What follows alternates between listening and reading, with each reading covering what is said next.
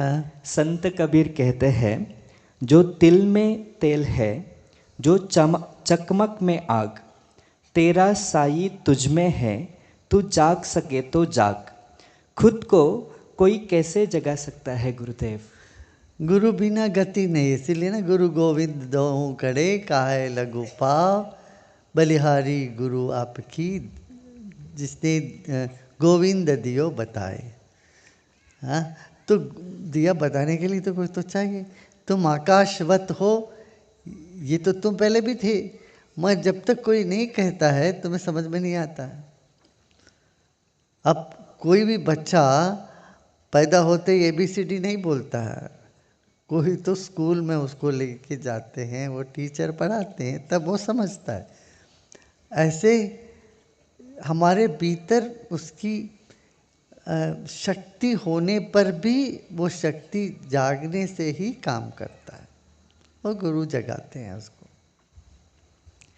गुरुदेव, कांची कामाक्षी मंदिर में कहा जाता है कि वाग देवता तोते के रूप में वास करते हैं।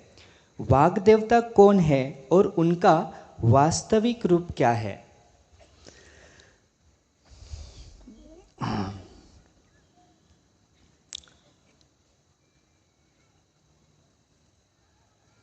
अलग अलग धारणाएं कांची के मत में कहते हैं अरूप लक्ष्मी। लक्ष्मी बिना रूप के हैं। एक तो अच्छा सा रूप, सुंदर रूप तुम देखते हो, मगर जब तक तुम अरूप लक्ष्मी को नहीं देखते तब तक तो उसका फल नहीं है। अरूप लक्ष्मी माने बाजू में ले जाते हैं, बोलते हैं यहाँ देखिए, वहाँ कुछ नहीं, एक ऐसी कुछ शिला होती है, उसका ना कान ना चेहरा ना कुछ भी नहीं होता। इसलिए भगवान का जो हम देखने की एक आदत कर लिए हैं कि चेहरा हो, अंत तो गत्वा भगवान कोई चेहरा ही नहीं है, अरूप है, रूप ही नहीं है। और रूप से अरूप तक जाना है, यही तो पूरी साधना है। अब आप तिरुपति जाते हो या कोई वैष्णव देवी जाते हो, वैष्णव देवी में क्या सिर्फ एक पिंडी रहती है वहाँ पर, तो ना कोई चेहरा कुछ नहीं, पिंडी है, एक शिला है, एक लिंग है, लिंग का स्वरूप है। क्या वो एक मौजूदगी अनुभव करना है।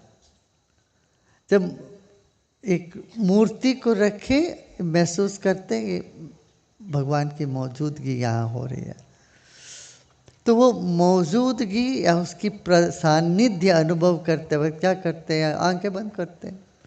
आंखें बंद करने सायुज्य होता है, वो तुम उसके साथ हो जाते हो, वो तुम्हारे साथ हो जाते हैं, अपने भीतर चले जाते हो। भीतर ऐसा लगता है भीतर चलेगा, मगर भीतर तो है ही पहले से, सच तो ये है। मगर भक्ति भाव में आने के लिए ये सब तरीका है, नहीं तो रूप के बगैर भक्ति नहीं होती, चेहरे के बिना भाव नहीं जगता। तो भाव जगता है तो आंखें बंद हो जाती है, तो आंखें बंद हो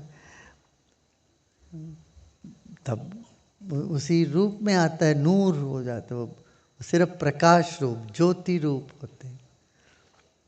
कहानी है ना, शिव जी को ढूंढने गए, शिव जी सिर्फ एक ज्योति के स्तंभ के रूप में प्रकट हुए, ना उसका पैर था ना वो सिर था। तो फिर वो ढूंढने गए और मिला ही नहीं। मतलब क्या, एक अनंत विस्तार जो है, उसमें जो व्याप्त ऊर्जा है वही ईश्वर है, उसका अनुभूति ही अध्यात्म है। हाँ। और तोते का ये है कि वो बड़ा सुंदर लगता है एक तो, और ग्रहण करके बोलता है। तोते को तुम राम राम बोलो, राम राम बोलेगा, तुम गाली दोगे तो गाली बताएगा। ऐसे तुम्हारा मन, तुम्हारा वाणी भी ऐसा ही है। और यदि ईश्वर के हाथ में वो हो, ईश्वर की इच्छा को ही तुम बोलोगे, तो तुम तो ज्ञानी बन गए। और दुनिया में गाली गलौज वालों का के संग करोगे तो वो जो इनके संग होते हैं वो तुम पर असर करता है। तुम्हारी वाणी का असर संगत से ज़्यादा है। इसीलिए वाग देवता को तोता कहा गया है। नहीं, तोते क्या करते, जिसका संग है वैसे उसका ढंग होता है कि नहीं। तो मंडन मिश्र के घर के सामने वाला तोता कहता था, ब्रह्म कौन है, क्या क्या सत्य, क्या अनित्य है, क्या नित्य है, इस पर तोता बोलता।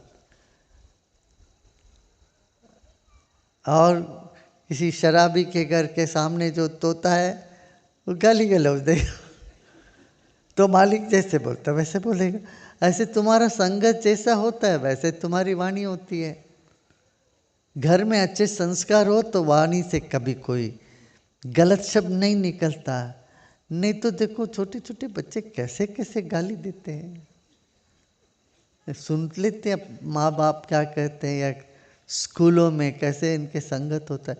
इसलिए आप सबको बहुत ध्यान देना पड़ेगा, बच्चे क्या वाणी प्रयोग करते हैं, उनकी बोली कैसा है, उनकी हालचाल कैसा है, इस पर आप लोग ध्यान दो। समझ रहे ना, गाली गलौज ये शोभा नहीं करती ना। तो संगत का असर बहुत है कि नहीं, बताओ। अच्छे संगत में विचार भी अच्छे होते हैं, वाणी भी शुद्ध होता है। गलत संगत में बोलने की जरूरत ही नहीं, क्या होता है। तो जहाँ इच्छाएं होती है तब वो इच्छा तुमसे बुलवाती है। और इच्छाएं यदि ईश्वर के साथ जुड़ी है, तुम्हारी कामनाएं सत्य के साथ जुड़ी रहती है, तो तुम्हारा वाणी भी शुद्ध होती है। फिर तो असत्य के साथ तुम्हारी इच्छाएं जुड़ी रहे तो वैसे चलेगा, तो असत्य। गुरुदेव, इसी से जुड़ा अगला क्वेश्चन है, वाणी में शुद्धता और माधुर्य लाने का मार्ग कृपया बताइए। बोल ही दिया मैंने वो तो। जी। बच्चे सहज ही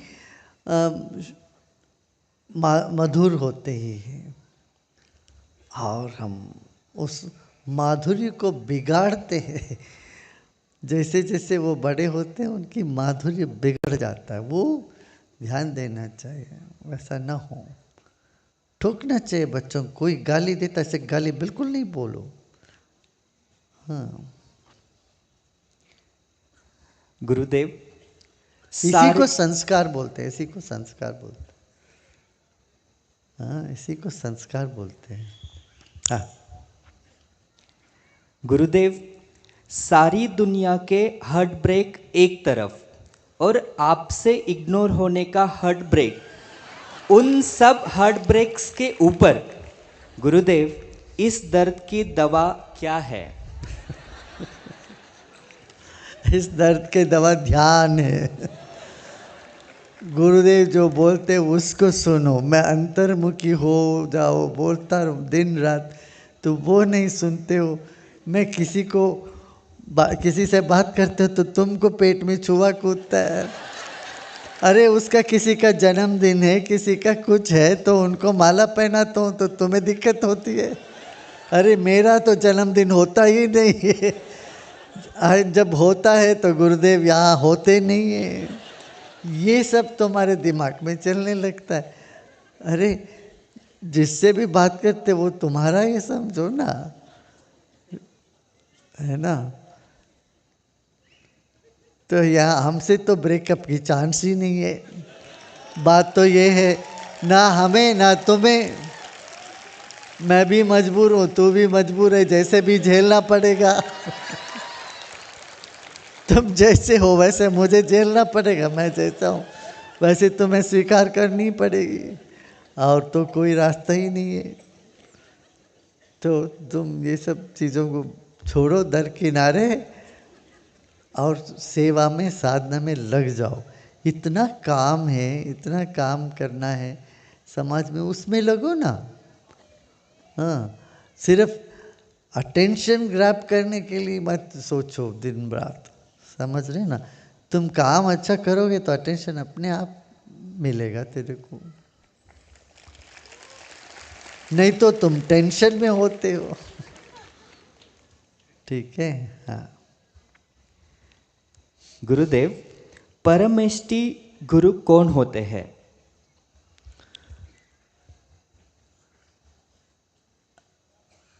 अच्छा, अब गुरु के गुरु, गुरु के गुरु ऐसा करके परमेष्टि गुरु उनको बोलते शिव जी हो, ईश्वर है। और ईश्वर ही सभी रूप में आते हैं, ईश्वर ही गुरु के रूप में होते हैं। ईश्वर भी तुम्हारे आत्मा के रूप में है, तो सब कुछ शिवमय होने रहा, सब कुछ शिवमय है।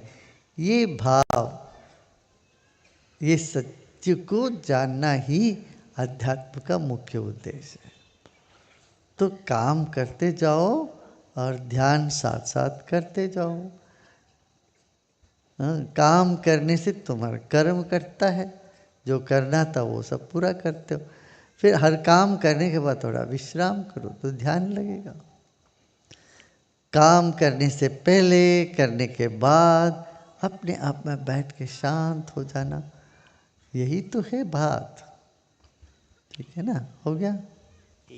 एक और बचा है, बोलो। गुरुदेव, देवी को सद्य प्रसादिनी कहा गया है और शिवजी को आशुतोष। फिर भी कई बार जीवन में संकल्प पूर्ति के लिए हमें लंबा इंतज़ार करना पड़ता है। गुरुदेव, ऐसा क्यों? और क्या, कोई पेड़ लगाओगे उसको बड़ा होने के लिए समय तो लगेगा।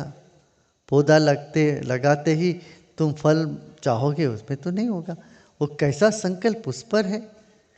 तुम्हारा संकल्प है आज पानी पीना है और तुरंत पी लेते हो। हर संकल्प में देरी थोड़ी ना लगता है। किसी को गाली देने का संकल्प आता है तो तुरंत फोन उठा के गाली दे देते उसको, इसमें देरी कहाँ हुई। हाँ, तुम आम का पेड़ लगाना हो, आम का गुठली हाथ में है, उसको मिट्टी में खोद के लगाओगे, वो पौधा बनेगा, फिर पेड़ बनेगा, फिर समय पर उसमें फल आएगा। हमें कभी भी नहीं आ जाएगा फल, उसके लिए तो इंतज़ार करना पड़ेगा, है ना। कोई भी संकल्प सिद्धि में परिश्रम लगता है, मगर संकल्प त्याग में कुछ नहीं लगता। ना समय सापेक्ष है, ना उसमें बल की आवश्यकता है। संकल्प बल के साथ जुड़ा हुआ है, तुम्हारा कितना ताकत है उस हिसाब से वो संकल्प है। मगर संकल्प त्याग में कुछ भी नहीं, इसलिए जो भी संकल्प आता है सब त्याग करोगे।